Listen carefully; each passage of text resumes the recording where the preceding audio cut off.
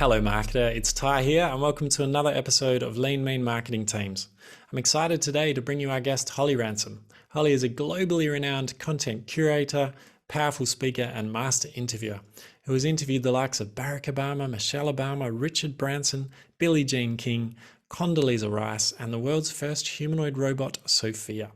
Named one of Australia's most influential women by the Australian Financial Review, and was Sir Richard Branson's nominee for Wired Magazine's Smart List of Future Game Changers to Watch, and Holly was awarded the US Embassy's Eleanor Roosevelt Award for Leadership Excellence in 2019. Holly is also the author of the book, The Leading Edge, Dream Big, Spark Change, and Become the Leader the World Needs You to Be, which we discuss in this interview today. It's another jam-packed interview with a truly inspirational leader and change agent. We tackled the interview in two parts. Firstly, what marketing leaders can do to create a creative, agile, inclusive, risk-taking culture required for a high-performance team to thrive. And secondly, we address what marketing leaders can do to play a bigger game, to lead at the edge and have an even greater impact on society. The interview, like Holly's book, is filled with practical tips, stories and advice, both from Holly's personal life and the learning she has gained by interviewing other global leaders and authors. You'll discover what you can do to reinvigorate the curiosity and creativity within your team, how to embrace diversity from all angles in your life, your work and in your team, and the importance of asking the question, whose view haven't I got? And why diversity is powerless without inclusion, and how to create psychological safety for your team. We also unpack the need to unlearn for us to make space to learn what we need to thrive into the future. And we're reminded to explore our own purpose and our own inner why in order to use our position as marketing leaders to make lasting change. The interview only touches a surface on the many lessons, theories, frameworks and stories in Holly's book. So I do encourage all listeners to buy a copy of Holly's book. You will not regret it. Check the show notes for the link to Holly's website to purchase it or find it wherever you get your books. You can also get an audiobook narrated by Holly, which I listen to and can recommend. And if you push for time and want the strategies and tactics laid out in this interview, as always, you can grab a copy of the notes by heading to growthgenerators.io, head to the podcast section, look out for the episode and download the notes. Thank you and enjoy the show. Welcome to Lean Mean Marketing Teams with Ty Hayes, where you'll hear from leading CMOs and thought leaders about what it takes to create a high-performance marketing team. This podcast is brought to you by Growth Generators, a consulting firm that helps CMOs design and build modern marketing teams that drive growth. If you need help optimizing your marketing team, head to growthgenerators.io. Now, let's get on to the show. Welcome, Holly Ransom, CEO and founder of EMERGENT, to the Lean Mean Marketing Teams podcast. Thanks for having me, Ty. Great to be here. Yeah, I'm super excited to have you on the show. Firstly, great to have another original Perthite, even though you're based in Melbourne now, but I love featuring amazing Perth stars. And mostly just because you're such an inspirational leader and change agent, achieved so much already. And I've listened to some of your own advice about settling your nerves ahead of interviews by focusing on the guest, not yourself. So I just hope I can be true to that today and ask you the right questions to tap into all that knowledge about leadership and culture and driving change to share that with our audience. I feel like I'm in very safe hands. Looking forward to it. Great. Now, I usually ask guests to provide a bit of a summary of their career to date, but that might take a while with yourself. So instead, I thought we would ask, what are 2 or 3 moments in your life that have had the most profound impact on your career to date? Oh, it's such a hard question to answer because I think as much as moments do play a role, it's sort of hard to describe 1 or 2. I immediately refrain from which part of my career would I choose to focus on answering that.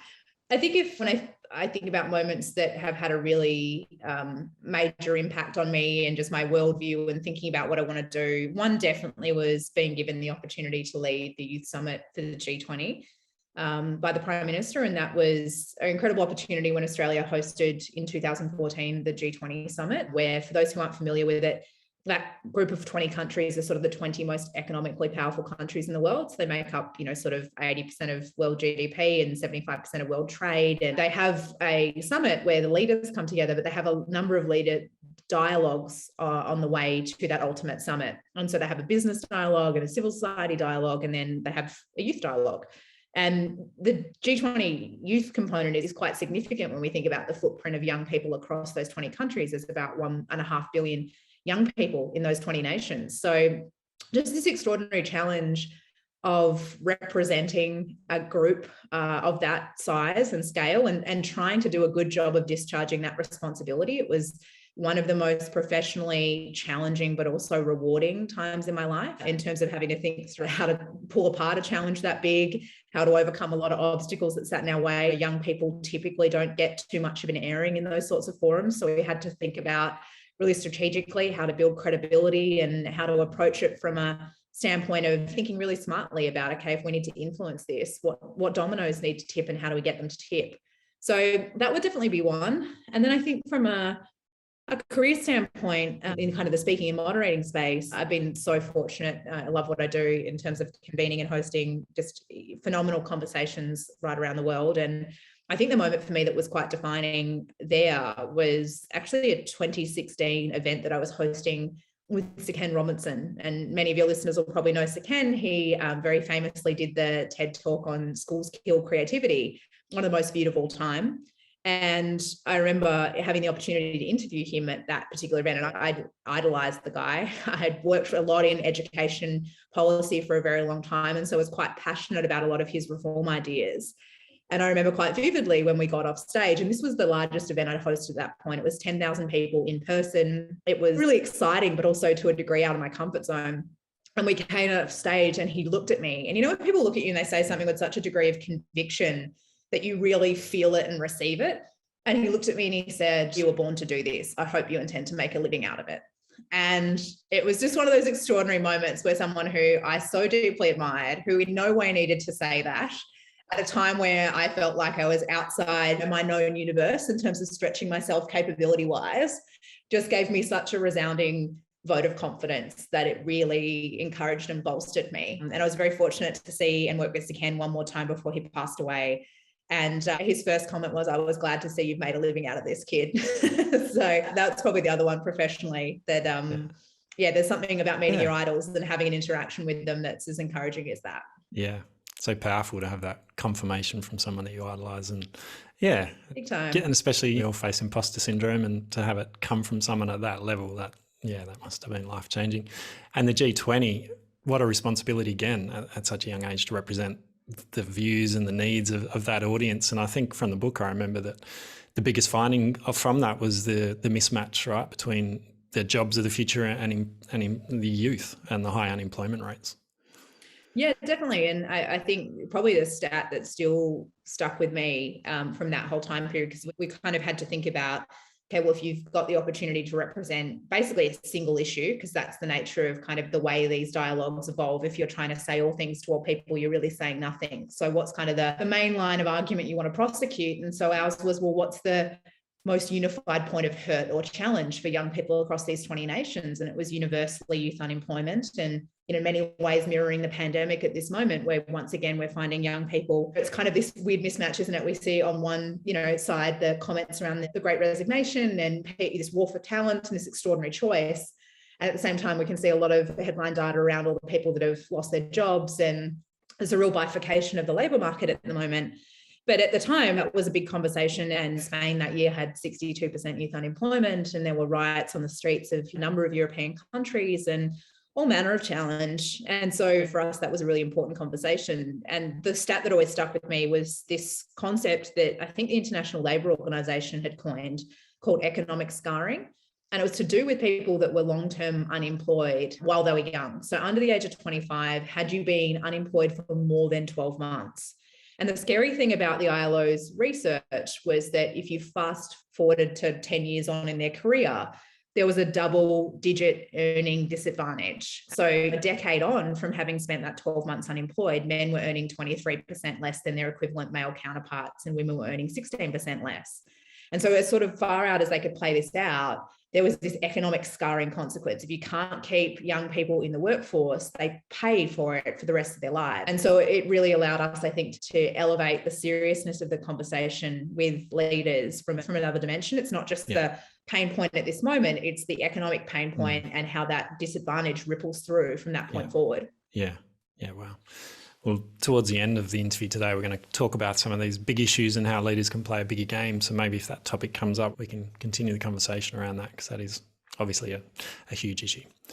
Now, I've thoroughly enjoyed listening to your new book that you wrote and narrated on Audible, The Leading Edge, Dream Big, Spark Change, and Become the Leader the World Needs You to Be. I found it was a perfect kind of cocktail of a bit of theory and frameworks, personal anecdotes and stories, mixed with lessons from all the inspirational leaders you've met and interviewed. Mostly though, I kind of found it really practical and thought-provoking. Like, it's not just theory and fluff. It always finishes with the question from the leading edge at the end and how you can apply it. So well done, firstly, on the achievement of writing your first book. Yeah. And before we dive into it, can you tell us about why you wrote the book now and what it means to lead at the edge? Yeah, sure. So I wrote the book. I've just finished 2 years of doing my master's, and I was originally over in the US doing that. COVID kind of disrupted that plan, and I did the second half of it remotely. But a lot of the reason I went to do my master's was actually to study public leadership. And when I went and did sort of the literature review as part of writing papers for that course and all of that, I was just really struck by the extraordinary lack of diversity in the leaders that we were holding up as role models and the stories that were being told and lionized. And then also by the skills and capabilities we were still talking about. It felt to a large degree like they weren't match fit for the challenges that, leaders like those listening to this conversation are facing day in, day out. They weren't dealing with the pace of change that we're dealing with. They weren't dealing with some of the challenges of how the dynamics of the relationship between leaders and followers is shifting and all those sorts of things. So it was a want to really change and challenge the lack of diversity. So the book's got about 60 case studies. There's an equal gender split. There's every generation. There's 20 plus countries represented. There's 42 different sectors, really with a want to showcase that leadership can look so different and diverse. And each and every one of us is actually a leader. It's a question of whether we're leading for better or worse. So owning that responsibility and that choice each of us have to think about the ripple effects we're putting into motion each day, and wanting more people to look at leaders like the ones showcased in the book and going, oh, wow, if leadership can look like that, maybe I can be a leader. Because I think that's one of the problems with how the stories are told right now, right? You look at these handful of figures and they tend to be male politicians or army generals or Navy SEALs or something like that, maybe sports coaches. And you go, okay, well, I wasn't born with those sorts of prodigious talents, or I don't look like that or sound like that or come from that background. Then you go, well, okay, obviously I can't be a leader, and we sort of check out. And as you and I both know, we need a lot more people believing that they can lead and acknowledging their roles and responsibilities as leaders to get anywhere when it comes to tackling problems. So they were the two major reasons that I wanted to write the book. And really for me, leading at the edge was the want to distinguish the leadership we need now from the status quo leadership I think we're all frustrated by. The thing that strikes me probably more than anything about the conversations I find myself in, week out, is the general frustration around lack of leadership. This malaise around lack of vision, the failure to make decisions, the fact people don't feel engaged. And honestly, I mean, while we direct a lot of it at our politicians, I hear a lot of it in the business world too, and even pointing at more local community leaders, right? So it was a want to start talking about a different kind of leadership and encouraging people, as you said, when you introduced the book, to think about being the change that they want to see in the world and being the leader that the world needs them to be. Yeah, brilliant. And it is so empowering, like when you read it, and it kind of just rings true that leadership isn't about the position you're in. You don't need to reach manager or CEO or CMO to be a leader. You can influence people at any level. You can still aspire, and there are certainly positions that have more power and influence, but you can, definitely lead at any level with the right tools and frameworks and perspectives that you've shared in the book. So for today, given the purpose of the podcast is really help CMOs and marketing leaders design and lead high-performance teams, I thought we could break it down maybe into two parts. Firstly, I'd love to explore what marketing leaders can do to foster a creative, agile, inclusive, risk-taking culture, kind of required for a high-performance team to thrive. And secondly, given some of the big topics we've already discussed and that are further discussed in the book, thinking about what else can CMOs do and marketing leaders do to kind of play a bigger game, to have an even greater impact on society. How does that sound? Sounds good. Excellent. Okay, so firstly then, the bit around fostering this creative, agile, inclusive, risk-taking culture. In the book, you talk a bit about curiosity and creativity. So I thought I'd put you on the spot here and kind of say, why do you think these skills are so important as we venture into the next decade? And what's that link between curiosity and creativity? Well, I think this is absolutely paramount because, I mean, the definition of insanity is thinking that we can keep doing the same thing and get a different result. So if we want to make progress, if we want to improve quality of life, if we want to tackle challenges that we are failing to make progress on, we absolutely need to be able to think outside the box. And I think increasingly too, you know, what we know and what I talk about in the book is this shift away from the industrial, you know, model of work to the knowledge economy. And the idea that increasingly part of the reason that shift has been not only, I guess, enabled, but it's certainly accelerated is because if you can standardize something, you can automate it. So increasingly the jobs that are disappearing, the things that we no longer need to worry about doing, that part of the equation is being taken over by technology. And so when we talk about these uniquely human capabilities, the things the robots can't out-human us on, we are talking about stuff like the people skills and so care and compassion and all those sorts of people-facing roles will be very likely safe from a lot of automation. And at the same time, that ability to solve outside of the box problems. We can absolutely get algorithms to generate us repeatable solutions, but we can't get it to necessarily join connections to the same degree, or certainly it's a lot further along kind of the advancement of AI and the like before we're going to get to that level of capability. So I think that's enormously important. And then we know obviously that curiosity and creativity kind of go hand in hand. It is that fascination, that want to understand, then that want to kind of extrapolate into what can be, that belief in possibility, that notion of not being confined or constrained, that ability to learn in all manner of different scenarios and take a learning here and apply it somewhere else. I mean, those two things are so critically important. And so I think it's really encouraging for the whole of the marketing industry, not just to think about the value that places on the profession itself, but also as marketers who are so adept at creativity and coming up with ideas and being able to pitch and tell stories, just how valuable and transferable those skills are going to be into all manner of different roles, whether it's called marketing or whether it actually is something entirely different. Yeah, powerful answers. And so true. I think the marketers in this profession do have that skill set. And there's definitely in our industry, the emergence of design thinking in a lot of industries, how you design different products and services that meet the needs of changing customers, the emergence of CX, UX, all of that. So there's definitely a trend there. But at the same time, a lot of the marketing tech firms are building in automation into their systems and tools. And I think there's some misnomers that's going to replace jobs. I think back to your point, sure, it will take away some of the mundane tasks around how you deliver messages to your audience, but you definitely still need that creativity around what is the right message that taps into the heart and mind of the customer and serves them value. Yeah. And the other part in the book that I loved was around the curiosity and the study that a 4-year-old girl asks around 390 questions a day, and then kind of dropped significantly into teenage years and adulthood. And as a parent of a 5-year-old and 3-year-old, I can certainly attest to the questions. Yeah, but I love it because it makes me look at things from a new perspective every day and try to explain the way things are. What's the best question that one of them's asked you recently? Oh, my son asked me one not long ago was, why doesn't the sun burn the clouds? That was quite a good one. That's brilliant. Yeah. I don't know. How did you go about answering that, Dad? Yeah, it took me a while. Yeah, I won't share my answer here. It might embarrass me, but it was a good one. He likes his science. Our generation of parents have the ability to kind of Google under the table, so to speak, and come up with some kind of passable answer.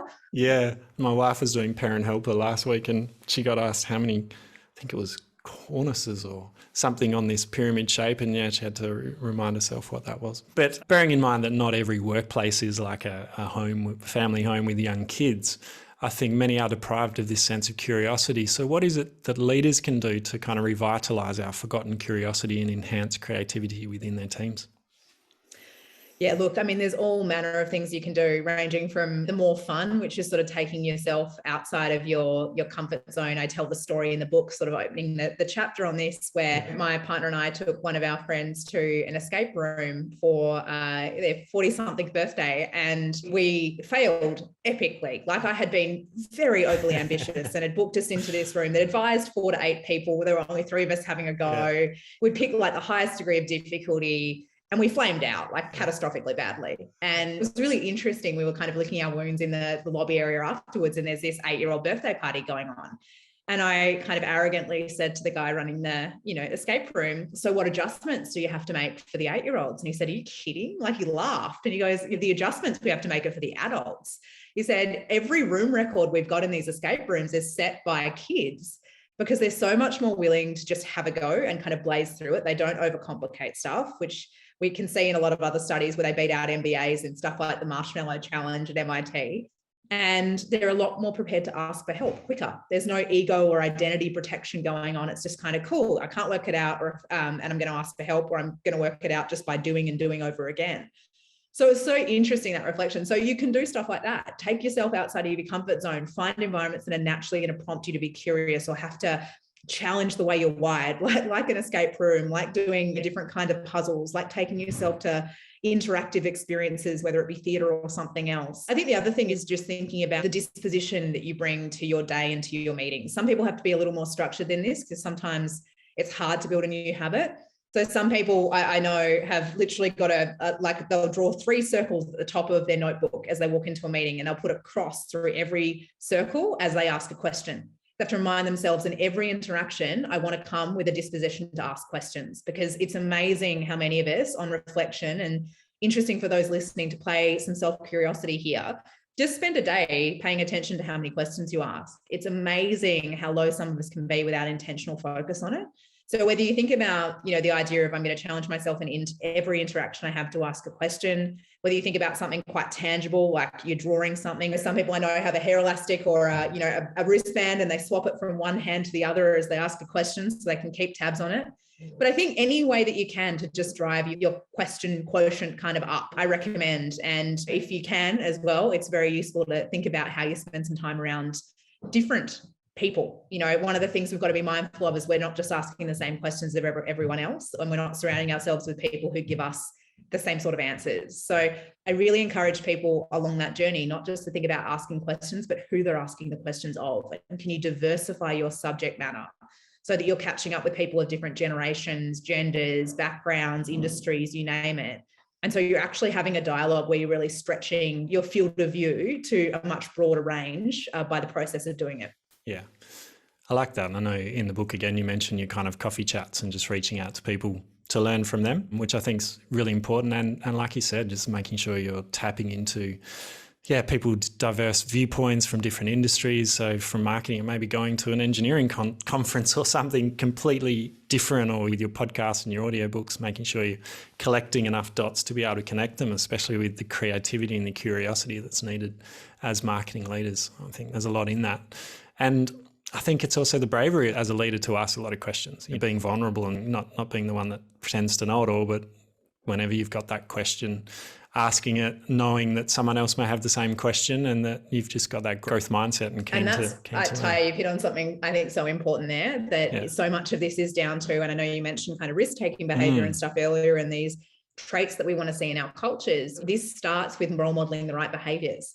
So we can't say, oh gosh, I wish our culture was more innovative. Oh geez, I wish people were more vulnerable. That actually starts with self-reflection, going, I am an agent in creating that. And if we haven't got enough of that, I need to roll more of it. And so I love what you said there around the importance of making sure that's something that you are actually doing, because I think that's absolutely critical. People need to see it in their leaders to know that it's safe, and you need to give other people permission. And that's really critical. And what you've touched on is a big swap from the way leadership used to work. Like industrial age, you got your value based on whether you had the answers, because the idea was you spent one lifetime effectively in a organization. And so you moved up the ranks, and the further you went, the more accumulated knowledge, the more status, therefore the further up the tree.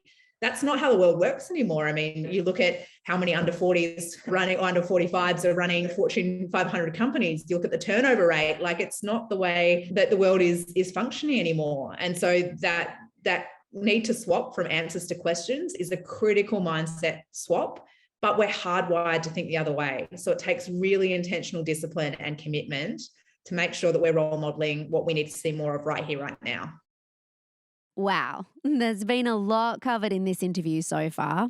As a marketing leader, we know you like to spend more time taking action and less time taking notes. So We've got you covered. We packaged up all the tips, strategies, and resources from each episode into some beautifully crafted notes just for you. Not ugly AI-generated transcripts, but real notes taken by a real person on our team. To grab the notes, head on over to growthgenerators.io, look out for this podcast episode and download the notes. But be quick, they're only live for a few weeks after the episode airs. Now, back to the show. And we've touched on a little bit already, but love to dive deeper into this. So how important is this diversity when it comes to fostering creativity? Oh, it's massive. And I'm sure I'm not, talking to any of your listeners about anything they don't already know, but it's critical that we're engaging with people who have different worldviews, that see the world differently, that acknowledge different blind spots, that have a different lens on problems and on opportunities, that engage in the world differently. That's just paramount. And I think one of the things we know all too well is that if we're just talking to people who look like us, sound like us, see the world the way that we do, we are not going to move the dial, all that dramatically whatsoever. So that criticality of making sure, and I always think that the important thing here is it's really easy to talk about diversity in these broad sweeping terms that makes people think, oh, that's above my pay grade, or that's something that's a much bigger conversation than what I can contribute to. And the thing I always try to remind people of is ultimately teams, companies are no more than a collection of individuals. So this actually does start with us. And the challenge is actually think about the 5 people you spend the most time around professionally. When you think about those 5 people and go, how diverse are my 5 people? Because you've got to remember your 5 people you spend the most time around are your sounding board on creative ideas, are the people that you're what kind of role-playing challenges with, they're the people that are determining your view on what's cool, what's not, what's acceptable, what isn't. And so challenge yourself to start with and go, there's this old adage that gets thrown around that we're the average of the 5 people we spend the most time around. So how do we diversify our professional 5?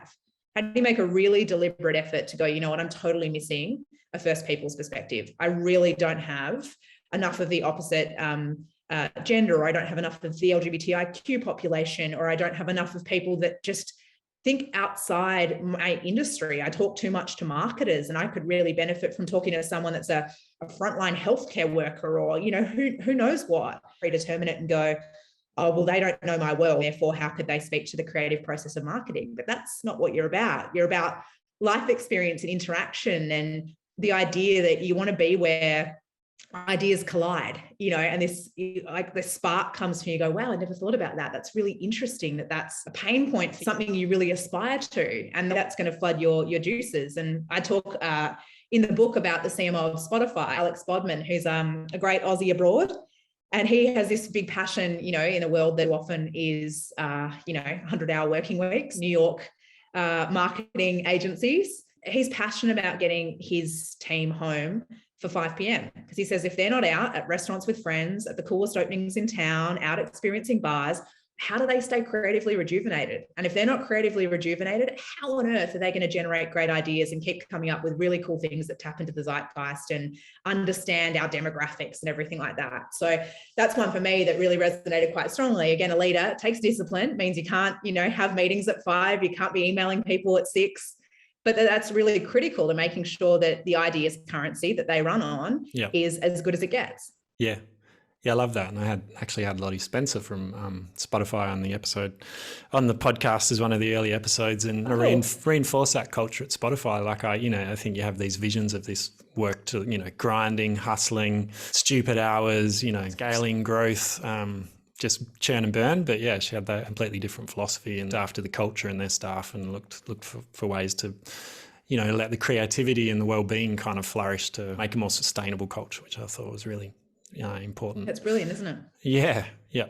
Now, I loved also the quote in your book around from Verna Myers, diversity is being asked to the party, inclusion is being asked to dance. Verna, founder of her own consulting company and also VP of Inclusion Strategy at Netflix. To expand on this quote, how do you describe that difference between diversity and inclusion and why it's so important?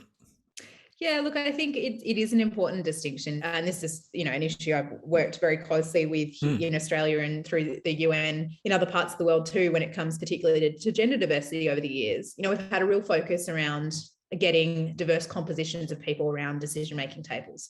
And I want to be really clear when I say that we are so far off getting that right. Like we are, a long way off seeing really diverse rooms. We're a long way off even having more than gender as a diversity kind of a consciousness, or something we are intentionally going, okay, we don't just need, more gender diversity here. We need to think about cultural diversity and other factors. So we do have a lot of way to go on that. But the interesting thing that a lot of the research bears out, and this gets to Amy Edmondson's work, who's a professor out of Harvard, who looks at and has coined the term actually psychological safety. And we see that coming up a lot in high-performing team discussions, because basically organizations like Google and others have worked out that it's sort of basically mutually exclusive to get high performance if you don't have psychological safety. So those two things, like, they coexist or they don't exist at all. And so her observation is that when you have a homogenous team, so people that are all the same, think the same, look the same, they will outperform a diverse team in the absence of psychological safety. Now, what that tells us is we can get a diverse team together. Cool. We've got a good mix of people. We've got a good mix of perspectives, but we've actually made it unsafe for diversity to show up. We don't welcome alternative opinions. We don't allow people to challenge thinking. We don't actually allow people to show up and offer the richness of themselves, which is why we wanted them around the table in the first place. And therefore, we're not converting diversity into outcomes because inclusion isn't there. And so for me, inclusion is going to be the bigger part of the conversation in business over the next decade. Because while we're making some headway on diversity, we need to continue to put the pressure up. I think we're going to pay a lot more attention, and broadly, I think we're starting to pay a lot more attention to organizational culture in general, but we're going to pay a lot more attention to this idea of actually, how do we get diverse cultures to click? How do we get diverse thinkers to come together? How do we get the richness of what we're after with diverse talent to actually come to bear on the work and the problems that we're trying to solve? Yeah, makes sense. And you can see it is so intertwined, because if these people from diverse backgrounds, feel like the minority and the culture hasn't changed to embrace them, to welcome them, to ask for their views and to encourage that, how are they going to have that psychological safety to speak up, to share their views, to share their ideas? So I can see how those two things are hand in glove.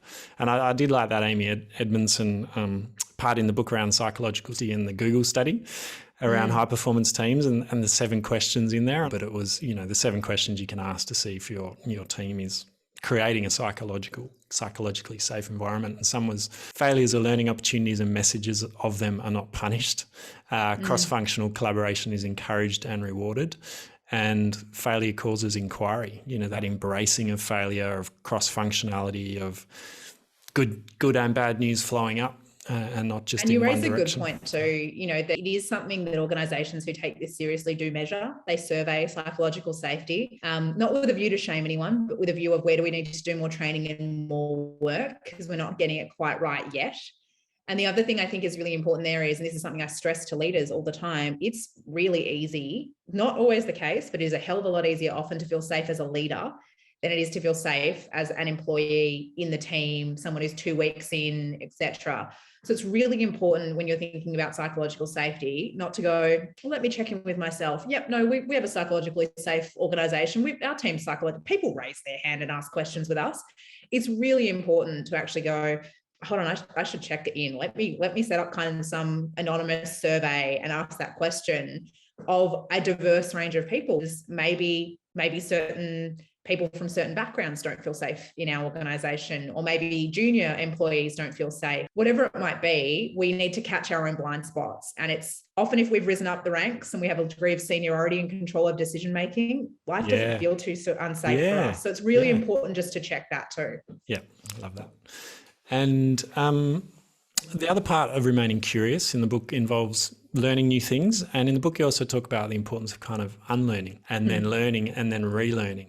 So can you explain that concept in a little bit more detail and how it can be applied in a team setting? Yeah, sure. So, I mean, it is a really important cycle, particularly in the context of all the conversation that we're having about lifelong learning. This idea that, it's absolutely critical because of the half-life of skills, there of 5 years really nowadays. We need to be thinking about this idea of how we continually on that process of learning, unlearning and relearning. So there's 3 kind of parts of that process. Obviously, learning is the pretty straightforward piece. We know how to kind of learn. I find one of the encouraging things of sort of the research for the book was the idea that learning isn't the 10,000 hour rule. Sometimes have the reference point for, kind of what Gladwell was talking about there in Outliers was sort of a very specific, like almost reaching up of an ultra competitive field with a very specific talent. When we look at stuff like Josh Kaufman's like first 20 hours, he talks about there's actually a way to learn most things to competency within 20 hours of deliberate practice. And we kind of break down in the book what that practice looks like. So learning's critical, and that notion of what am I making time to learn every week, every month, that discipline is really absolutely business critical. We think about just the individual and your career. Then we've got unlearning. And I think unlearning is really important to talk about in the context of learning, because we only create the space really to learn by making sure that we are stopping things that are no longer helpful. So often we're actually wanting to have some kind of deliberate focus on what are the habits, things that I do that are probably no longer serving the outcomes that I'm trying to achieve. What do I actually need to make a deliberate, focus on stopping, on rewiring? And I actually think unlearning is the hardest part, unlearning, relearning, learning equation. New for the first time, it can feel uncomfortable being a beginner. But, that idea of accumulating knowledge, we're familiar with it. We spent so many years in school doing it. We can pick it up again. Okay, cool. Relearning is like reviving something that we haven't used in a long time. So maybe for some of you, it might have been that you did a particular part of your marketing degree at university and it was a subject and you've never really used it in your career, but hey, you could pick it up and go with it again if you needed to next year if it became important. Unlearning, I think, is the hardest one. And it's both having that awareness to go, okay, what is it that isn't working? And we are often really, we feel a degree of comfort zone with habits that are hardwired. So what is it that's not working? How am I going to catch myself or stop myself from doing it? And sometimes as well, it's also having the awareness that I may not be able to nominate those things. So I might need feedback from my suppliers, from my team, to actually say, yeah, there's this thing you do that isn't all that great, or we don't love, or actually drives us up the wall. And it would make a difference to culture, to make a difference to client outcomes if you could change the way that you do that. So I think unlearning is the one that I really encourage people to, think about how they bring to life. Think about how you open up those conversations, how you do that self-reflection, that 360, the commitment you've got to make to actually catch those things, because it's going to take some time to wire a new habit. Yeah. Love that. And I think the 20 hours sounds so much more attainable like that rather than the 10,000. Marketing, things are changing. And kind of what I've loved about starting my own business versus being a CMO when I had, a team of 70 plus was just getting hands-on again, getting hands-on email tools, Google Analytics, all these, the software that you need to learn and back into the grass kind of roots marketing has been enjoyable. I think it's also a discipline of what you learn, and there's so much content coming at us, from podcasts to audio books to blogs, videos. It's choosing the medium that you prefer, but being disciplined in terms of what do I need to learn and how am I going to apply what I learn into the learning and relearning space. I think the unlearning, you're right, that's the hardest part, and I don't think we've really give that much thought. But I think with COVID and the change in, operating models and businesses and business models, I think now more than ever, old ways of working like in silos, old ways of going to market, slow and steady versus agile, the short-term sales focus versus building trust and building the brand over time. There's quite a lot we probably need to unlearn to make the space. You brought COVID up too, because I also think the last, 18, 24 months, and we were joking before we went online, maybe not for you in Perth, but for others, has really proven a lot of that cycle to us. Absolutely proven we can unlearn things, and some things that we thought were sacred cows and that could never be parted from. And then we've also proven to ourselves we can learn a lot of new things. The adaptations I've seen in business models and ways of engaging and hybrid work and all this sort of stuff. And we should see that as one of the great silver linings of all the challenge that we've had in the last 2 years, is that we've proven to ourselves that we can actually do this unlearning and relearning and learning thing. Yeah, for sure. Just takes a bit of focus and dedication, and not to forget that, right? Not to go back into our old ways of working. The discipline. Yeah. So I might switch gears then into what marketing leaders can do to play a bigger game in order to have an even greater impact on society. So, I think marketing leaders, they're well positioned to make this big impact personally for their team, their organisation, customers and community. They can influence company strategy, influence the brand that goes to market, the products and services of it, and even thinking back to what you were talking about before, with the globalization, the digitization, the customers that a lot of our companies serve, just thinking about, the customer panels, the staffs, and making sure you do have that diversity to make sure the messaging that you go to market is appropriate and you're getting all those inputs from a diverse range of stakeholders. It's a very simple thing, but coming back to this role of a marketing leader, I'd love to kind of unpack around what they can do to lead at the edge to have even greater impact on the big challenges facing society. And I guess to start this, you've interviewed so many leaders, authors and experts, from Richard Branson, Julia Gillard, Condoleezza Rice, to both Barack Obama, Michelle Obama, and many, many, many more. Through your conversations with these inspirational leaders, what surprised you about how they managed to play a bigger impact on some of the key challenges facing our society? What can we learn from them? Yeah, well, so much, definitely. And before I kind of answer that one, I just want to address kind of the premise of the question. And that is, I think that the first thing starts with acknowledging that that work you do is incredibly consequential. And when you were talking about interviews, Seth Godin, who I interviewed earlier this year around, for a series I was doing around energy conversation called Energy Trailblazers. And the whole premise is that climate change is a marketing problem. It takes an entire industry of communicators to tap into how do we change people's perceptions, how do we make climate positive action more attainable, how do we help people kind of connect their bit into a much bigger picture. And one of the stories I thought of immediately from the book was Cyril Gooch, founder of the Parlay for the Ocean. And he's got this view. He entirely worked in the native industry. He got woken up one day to the plastic in the ocean. He became all of a sudden just horrified by the kind of plastic footprint that was going on in the ocean. And he very much believed that the power for change rests in the hand of the consumers, and the ability to shape the consumers' minds lays in the hand of the creative industries. So marketing has an incredibly powerful role to play in so many of these global challenges and problems, because ultimately a lot of them are a communication problem. And we've got the ability to redirect, time, effort, energy, and dollars. That requires storytelling. That it requires the ability to engage people and to make them feel something, and to get a powerful call to action that drives people in a different direction. So I think the industry matter enormously. And I think the thing that we learn overwhelmingly from the interview is get clear on what your purpose is. I've met a lot of disenfranchised and disenchanted marketers over the years, and that seems to come hand in hand with doing a lot of work that drives not much more than a bottom line result, and not actually thinking about what are you architecting towards that's making an impact on the world, whether that's you're working with pro bono clients, whether that's you yourself giving your time on an advisory board, or working with a cause or an issue or an organization that you believe passionately in your free time, whether that's doing marketing almost hackathon style work where you're actually assisting create an ad hoc basis, whatever the hell it looks like, whether you're actually to go and work in an organization or different agency that are for purpose. I think the biggest thing starts with, what do I care about on this planet? And then how and capabilities that I've been gifted with to move the dial. And I think for me, that's what's clearest when you meet these people who are remarkable individuals who have made an extraordinary dent in the universe. There's a very clear sense of clarity of purpose. They know why they're here. They know what they're trying to do. And there's this extraordinary energy that draws you in about their clarity of kind of, this is what I'm about, and here's why I'm doing what I'm doing, or here's why what I'm working on matters. So I think it starts with asking those questions of, what's the why for you, to quote my buddy Simon, and then how are you going to think about, okay, well, if that's what I care about, how are my talents contributing towards that? Do I get the opportunity to do that with my work? Great, if so.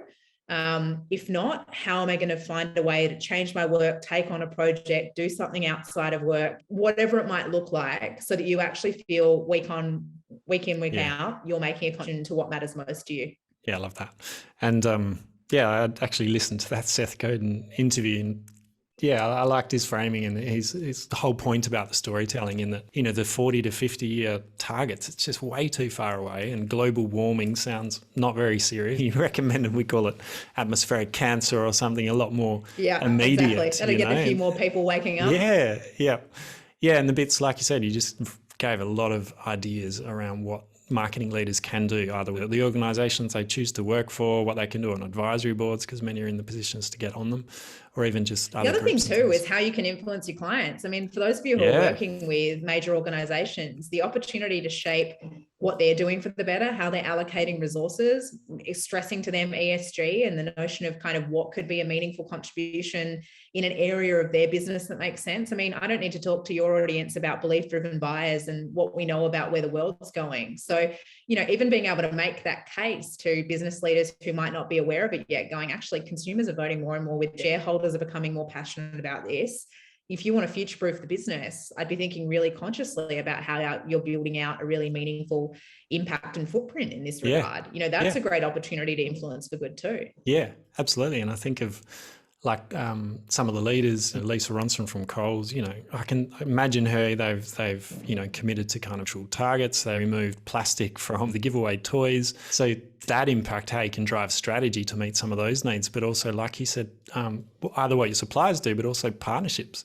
If you're working for a big brand, if you see another organisation driving change in a certain area, can you partner with an initiative to have an even greater impact than what your organisation's doing? Lastly then, before we get to the fast five, is there anything leaders need to think and act differently to solve problems that require systems thinking? So I know some of these problems are big. They require a systems thinking kind of change.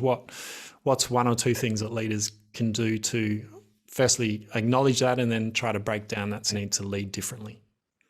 Yeah, it's a great question. And I think this gets back, if I can link it in a really practical way to something we've already talked about, this idea of who you surround yourself with. If we only kind of see our part in the system and don't have awareness of kind of what we put into motion and how that ripples out elsewhere, we can very easily put into action things that have negative externalities, which are completely not our intention, but we just have failed to kind of flow through what happened to X here 3 steps down the line. So I think one of the really important things is, thinking about the cause or the issue that you're working on, the problem that you're trying to solve. Whose perspective have you got at the table?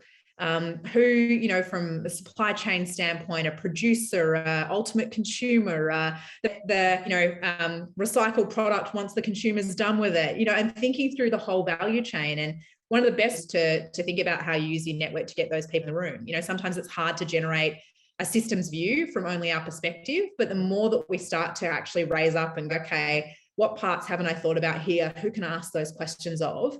The easier it is to get those sorts of things in field of view and to make, decisions accordingly. So at a really practical level, it starts with having that awareness you want to make a positive contribution to the system. And so challenging yourself as you originate new ideas or you come up with solutions for problems to say, am I positive it's doing that? And what do I need to do to convince myself that it is? And my suggestion would be how you bring people from different parts of the system into your process to create a visibility and map it out and have a kind of view or a way of kind of visualizing that, and even talk about what is collective success like. How would we know if we achieved a positive impact here? What would we see at different points of the chain 12 months from now if we'd done a better job with initiating this? So I think it's just a different point of view being brought to bear. Yeah. Fantastic. Well, Holly, before we get to our Fast Five, the last question I've heard you ask on your own podcast, Coffee Pods, is what is one habit you have implemented that's been life-changing in enabling you to become more effective? Without question, managing energy, not managing time. So that was an idea I talk a lot about in the book in terms of the profound remnants that had on my life. And I share a lot of ideas around it in the book, but for those who are looking for sort of what prompted me around it, it's a book called The Power of Full Engagement. And, for me, learning to manage weeks and days according to energy and just be mindful of what energizes me, what drains me, how do I put kind of foundational energizers in every day, and how do I be really conscious of my natural energy cycles and match energy to activity. So what deserves my high energy moments of the day, what doesn't, and how do I do my best ability to kind of match accordingly? Yeah. Not being a slave to email and just letting that control your diary in your life, right? Okay, we are down to our Fast Five. Holly, are you ready? Ready as I'm ever going to be. Let's go. What type of capability or criteria of a high-performance marketing team? Well, creativity, without a doubt. The ability to get diverse people around the table and the ability to critically self-reflect. How would you do better next time? Yep. Excellent. How would you describe your team's culture in one word? Empowered. Mm-hmm. What's one metric you've successfully used to track and measure team performance? We do a lot of outcome-based work. So we've moved to more of a view of project outcomes probably than having macro. And I think that's been people who lead different parts, the opportunity to feel a far greater sense of progress. So I'd probably say moving to kind of project focuses, which are specific to project, has helped us a lot. Makes sense. What's one skill or capability you've learned recently you wish you'd developed much sooner in your career, and why? Well, I'm working on my Spanish at the moment, and I wish I'd started that a few years ago. So I'm doing some Spanish lessons every week, but I do wish I had more actively pursued a language in university in early days of my 20s. Brilliant. And what book or books have you found yourself recommending to others, or you think our audience would gain value from? Classics like 7 Habits from Stephen Covey, Good to Great by Jim Collins, I love. Big fan of Quiet by Susan Cain, making sure we don't just perpetuate a culture in a world that encourages and permits extroverts. So I think that's a good one. Probably my handful. Yep. Fantastic. And where can people go to get in touch with you or learn more about your book, your podcast, or your company, Emergent? Yeah, either be to head to www.hollyransom.com, or you can also find me on practically every social media platform. So also welcome anyone reaching out and connecting there. Yeah, fantastic, Holly. Well, thank you so much for your time today. You've shared so many gems of wisdom around how marketing leaders can build the right culture, what they can do around diversity and inclusion, and the role they can do personally to make a bigger impact. So you've shared many a lesson with our audience. So thank you so much for your time. You're so welcome. Thanks for having me, Ty. You've been listening to Lean Mean Marketing Teams with Ty Hayes. If you love the show, please remember to hit subscribe so that you can discover more tips and strategies to build a high-performance marketing team. And if you're feeling generous, please tell someone about the show who you think would benefit. We're on a mission to help CMOs build their dream team and enable marketers to do their best work. And we appreciate your help in spreading the word.